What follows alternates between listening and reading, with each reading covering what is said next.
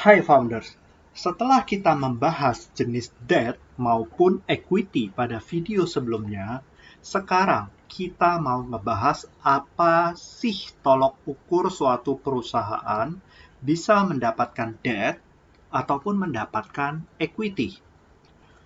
Untuk mengetahui hal itu, perlu banget kita mengetahui yang namanya cycle dari suatu usaha.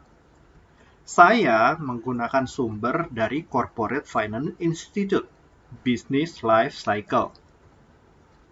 Jadi, secara general, ada 5 stage Business Life Cycle, yaitu launch, growth, shakeout, maturity, dan decline.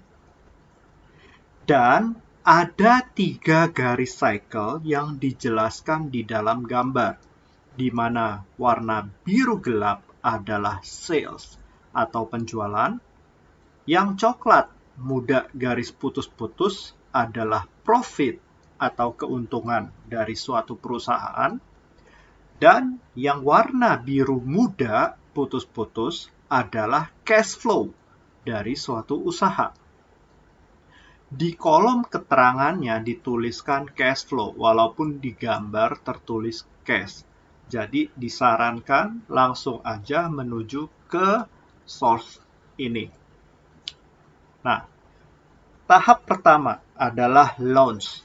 Maksudnya adalah ketika pertama kali produk atau jasa itu dipasarkan di market.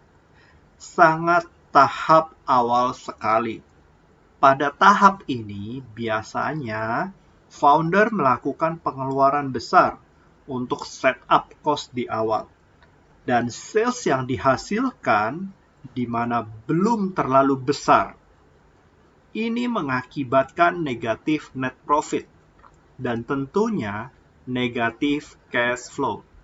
Ini adalah fase normal startup company. Sekarang tahap kedua, growth. Maksudnya ini adalah tahap di mana perusahaan itu mulai tumbuh dan dapat dilihat bahwa sales naik signifikan dan diikuti dengan positif profit dan positif cash flow. Tahap ketiga atau disebut shake out. Pada tahap ini, penjualan masih meningkat, namun dengan tingkat pertumbuhan yang melambat. Bisa karena pasarnya sudah jenuh ataupun persaingan yang tinggi di market. Tahap keempat atau disebut maturity. Pada tahap ini, pasar sudah mature atau jenuh, di mana tren penjualan mengalami penurunan. Dan profit mengalami penurunan karena margin yang semakin kecil. Pada tahap ini, diharapkan perusahaan melakukan inovasi, misalnya dengan meluncurkan produk baru yang memiliki nilai margin yang lebih baik untuk meningkatkan profitabilitas perusahaan.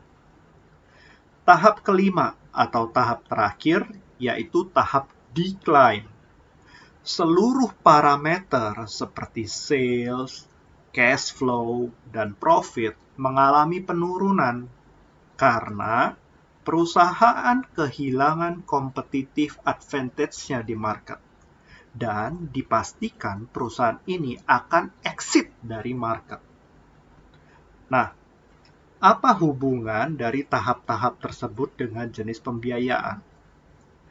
Jangan lupa, setiap pembiayaan memiliki karakteristiknya masing-masing. Jika debt umumnya membutuhkan cash flow yang positif, mengingat harus melakukan pembayaran prinsipal dan bunga, sedangkan equity umumnya investor akan menikmati hasil investmentnya pada saat exit dari perusahaan tersebut. Jadi, untuk startup lebih cocok yang mana? Untuk startup yang masih dalam tahap early stage, umumnya mendapatkan pembiayaan dari angel investor atau VC atau equity fund lainnya. Dan ketika startup tersebut mulai memiliki cash flow, maka mulai bisa mendapatkan debt. Ada pertanyaan nih. Apakah suatu perusahaan yang sudah cash flow positif otomatis dengan mudah mendapatkan debt? Belum tentu. Kenapa? Karena debt juga memiliki requirement-nya tersendiri. Dan apabila debt itu diajukan kepada bank ataupun private debt, juga memiliki requirement-nya masing-masing. Mau tahu seperti apa requirement-nya? Akan saya bahas pada video-video selanjutnya. Oh ya, jangan lupa subscribe ya. Bye-bye.